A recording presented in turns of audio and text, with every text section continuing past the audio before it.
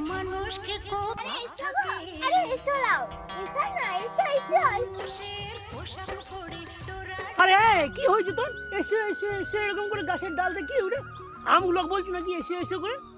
আহ কাকু তুমিও না সত্যি আমগুলোকে কেউ এমনি করে আসতে বলে?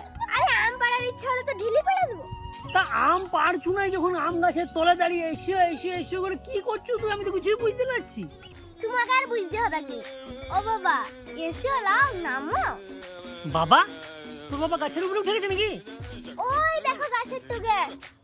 তুমি তো আবার দেখতে পাবে না, চার চাকা পাঠাও। কই বাবা দেখতে পাচ্ছি না। এ দাদা, তুই যে গাছে উঠলি কেন?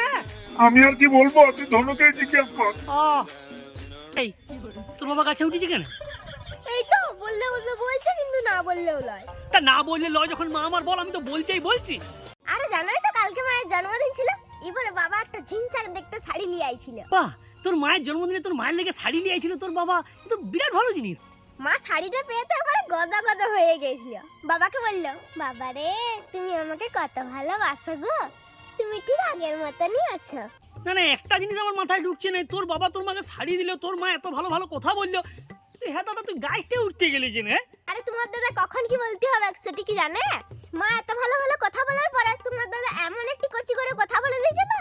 কেন কি বলি দিয়েছে? বলি যে শুনো ধনের মা, চন্দন গাছে যতই বিষাক্ত সাপ জড়ায় থাকুক, চন্দন গাছ সুগন্ধ দিতে ভুলে না। হ্যাঁ? আরে বাবা, তুই আর নামবি না, আরে নামো নামো। तुझे कौन काली